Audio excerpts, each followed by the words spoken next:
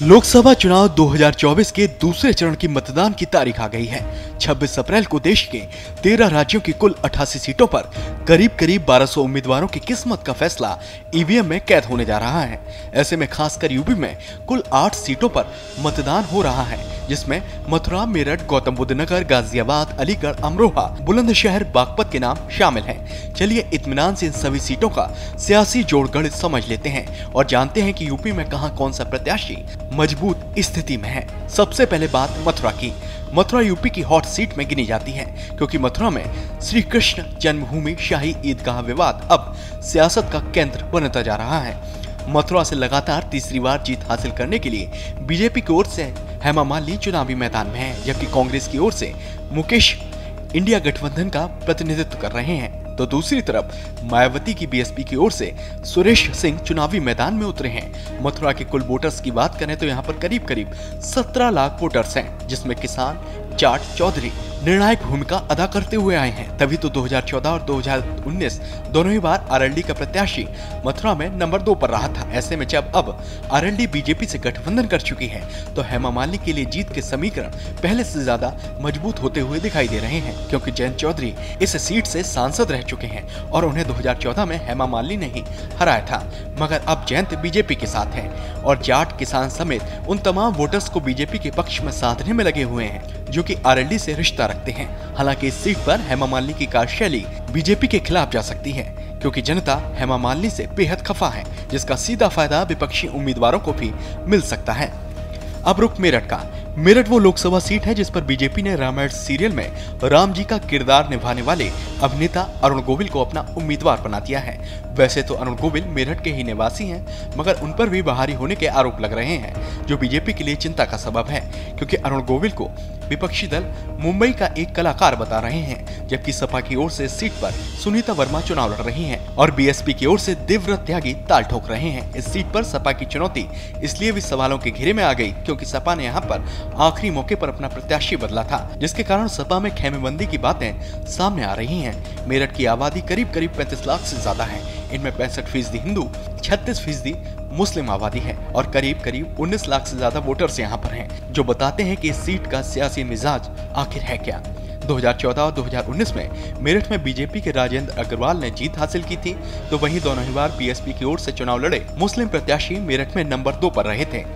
अब नजर गौतम बुद्ध नगर पर। गौतम बुद्ध नगर से बीजेपी की ओर से महेश शर्मा लगातार तीसरी जीत दर्ज करने को बेताब हैं, जबकि सपा की ओर से महेंद्र नागर चुनावी मैदान में हैं, तो दूसरी तरफ बीएसपी की ओर से राजेंद्र सोलंकी चुनाव लड़ रहे हैं। इस सीट पर सपा ने उम्मीदवार को बदला था, जिसके चलते यहाँ भी सपा में खेमेबंदी की खबरें हैं। गौतम बुद्ध नगर सीट पर मतदाताओं की संख्या 19 लाख से ज्यादा है और यहाँ करीब 14% जनसंख्या मुस्लिम है और करीब 70% से ज्यादा जनसंख्या गौतम बुद्ध नगर सीट पर साक्षर है, जो बताता है कि यहाँ के मतदाताओं का सियासी रुख कैसा रहने वाला है। 2019 में गौतम बुद्ध नगर सीट पर बीएसपी का उम्मीदवार दूसरे नंबर पर रहा था, जबकि 2014 में सपा का उम्मीदवार यहाँ पर नंबर 2 पर रहा था। अब चलते हैं गौतम बुद्ध नगर से सटे हुए जिले गाजियाबाद।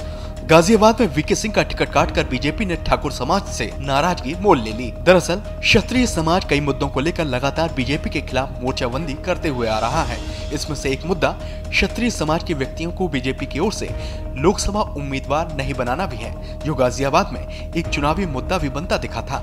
गाजियाबाद में बीजेपी ने वीके सिंह का टिकट काटकर इस बार अतुल गर्ग को प्रत्याशी बनाया है, जबकि कांग्रेस की ओर से डॉली शर्मा उम्मीदवार हैं। दूसरी तरफ बीएसपी ने नंद किशोर पुंडीर को अपना उम्मीदवार बना दिया है। गाजियाबाद में 23 लाख से ज्यादा वोटर्स हैं, जिसमें से 20% से ज्यादा आबादी मुस्लिम है। अगर 2014 और 2019 की बात करें तो 2014 में गाजियाबाद में कांग्रेस के राज बब्बर नंबर 2 पर रहे थे, जबकि 2019 में सपा उम्मीदवार नंबर 2 पर रहे थे और डॉली शर्मा, जो कि इस बार इंडिया गठबंधन का गाजियाबाद में प्रतिनिधित्व कर रही हैं, वो 2019 में गाजियाबाद में कांग्रेस की ओर से लड़ी थी और नंबर 3 पर रही थी।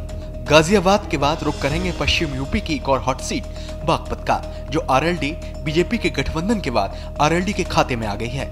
आरएलडी की ओर से बागपत से राजकुमार सांगवान को चुनाव लड़ाया जा रहा है। ये सीट आरएलडी का गढ़ मानी जाती रही है। 2019 में यहाँ से जयंत चौधरी ने चुनाव लड़ा था और वो नंबर 2 पर रहे थे। जबकि 2014 में बागपत की लोकसभा सीट पर सपा दूसरे नंबर पर रही थी। ऐसे में बागपत में सपा ने ब्राह्मण समाज से आने वाले अमरपाल शर्मा को उम्मीदवार बना दिया है, जबकि बीएसपी की ओर से प्रवीण प्रत्याशी हैं। बागपत में 16 लाख से अधिक वोटर्स हैं। यहाँ पर जाट समुदाय के वोटर्स के बाद मुस्लिम वोटर्स की तादाद ज्यादा है। 2019 और 2014 में बागपत से सत्यपाल सिंह ने जीत हासिल की थी। बागपत के बाद अब बात बुलंदशहर की करते हैं। बुलंदशहर में बीजेपी ने एक बार फिर से भोला सिंह पर दांव खेला है, जबकि बीएसपी की ओर से यहां पर गिरीश चंद्र को उम्मीदवार बनाया गया है, जो कि 2019 में नगीना लोकसभा सीट से बीएसपी की टिकट पर चुनाव जीतने में सफल रहे थे। वहीं सपा कांग्रेस के गठबंधन ने यहां पर प्रत्याशी शिवराम वाल्मीकि को बनाया है। बुलंदशहर अनुसूचित जाति के लिए रिजर्व सीट है, इसलिए यहाँ पर दलित वोट बैंक पर सबकी नजर रहेगी। बुलंदशहर में मतदाताओं की संख्या 17 लाख से ज्यादा है, जिसमें से 70% से ज्यादा वोटर्स हिंदू हैं और करीब 20% वोटर्स मुस्लिम हैं। बुलंदशहर में तकरीबन 2 लाख ठाकुर तो 2 लाख ब्राह्मण वोटर्स भी हैं, जबकि जाट वोट बैंक की यहाँ पर संख्या 1.5 लाख के आसपास है और जाटव बिरादरी के वोटर्स की संख्या बुलंदशहर में 2 लाख से ज्यादा है और करीब 3 लाख मुस्लिम वोटर्स हैं। 2019 और 2014 दोनों ही बार इस सीट पर बीएसपी के उम्मीदवार कांटे की टक्कर देते हुए नजर आए थे। अब बात अलीगढ़ की। अलीगढ़ में बीजेपी के सतीश गौतम हैट्रिक लगाने के इरादे से चुनावी मैदान में हैं, जबकि चौधरी विजेंद्र सिंह अलीगढ़ में सपा के उम्मीदवार हैं और बीएसपी ने यहां पर हितेंद्र कुमार उर्फ बंटी उपाध्याय यानी ब्राह्मण समाज के व्यक्ति को अपना उम्मीदवार बना दिया है। अलीगढ़ में सबसे ज्यादा आबादी मुस्लिमों की है और करीब 19 लाख से ज्यादा वोटर्स इस संसदीय क्षेत्र में मौजूद हैं, जिनकी संख्या 3.5 लाख के आसपास है, जबकि 3 लाख ब्राह्मण वोटर्स भी अलीगढ़ में हैं और 2.25 लाख जाट तो 2 लाख के आसपास जाटव वोट बैंक भी अलीगढ़ में है, जबकि क्षत्रिय समाज के वोट भी यहाँ पर 2 लाख के आसपास हैं। ऐसे में तभी इस सीट पर जहाँ सपा ने जाट उम्मीदवार को उतारा है, तो वहीं बीएसपी ब्राह्मण उम्मीदवार पर भरोसा जता रही है। 2019 और 2014 दोनों ही बार अलीगढ़ में बीएसपी नंबर 2 पर रही थी। अब बात अमरोहा की। दरअसल यूपी की जिन 8 सीटों पर दूसरे चरण में मतदान हो रहा है, उनमें से अमरोहा वो इकलौती सीट है जहां पर 2019 में बीजेपी को हार मिली थी और बीएसपी की टिकट पर अमरोहा से दानिश अली चुनाव जीतने में कामयाब रहे थे। मगर अब दानिश अली ने पाला बदल लिया है और वो अभी कांग्रेस में शामिल हैं और इंडिया गठबंधन के अमरोहा में कांग्रेस की ओर से प्रत्याशी भी हैं, जबकि बीजेपी ने अमरोहा में कंवर सिंह तंवर को उम्मीदवार बनाया है, जबकि मुजाहिद हुसैन बीएसपी के प्रत्याशी हैं। बीजेपी के मौजूदा प्रत्याशी कंवर सिंह तंवर 2019 में यहाँ बीएसपी की ओर से चुनाव लड़े थे और दानिश अली से हारे थे, जबकि 2014 में कंवर सिंह तंवर इस सीट से सांसद बनने में कामयाब रहे थे। तब 2014 में सपा के मुस्लिम उम्मीदवार यहाँ पर दूसरे नंबर पर रहे थे। अमरोहा में करीब 42% मुस्लिम, 13% जाटव, 8% राजपूत और 7% जाट वोटर्स हैं। तो ये था उन सीटों का सियासी समीकरण जहां दूसरे चरण में 26 अप्रैल को यूपी में मतदान हो रहा है। बहरहाल जनता ने तय कर लिया है कि वो किस पार्टी के उम्मीदवार पर भरोसा जताने वाली है, जिसकी तस्दीक अब 4 जून को ही हो सकेगी। लेकिन एक बात स्पष्ट है कि जिन जिन सीटों पर दूसरे चरण में यूपी में वोटिंग हो रही है, वहां मुकाबला एक तरफा नहीं है, क्योंकि राहुल अखिलेश का एक साथ आना बीजेपी के खिलाफ इंडिया को मजबूती दे रहा है, तो वहीं मायावती का अकेले चुनाव लड़ना इंडिया गठबंधन के उम्मीदवारों की मुसीबत बढ़ा रहा है। ऐसे में इन सभी सीटों पर मुकाबला दिलचस्प होने वाला है। ब्यूरो रिपोर्ट, श्रेष्ठ यूपी। उत्तर प्रदेश की हर खबर से अपडेट रहने के लिए श्रेष्ठ यूपी को करें सब्सक्राइब, बेल आइकन दबाएं और देखते रहें श्रेष्ठ यूपी।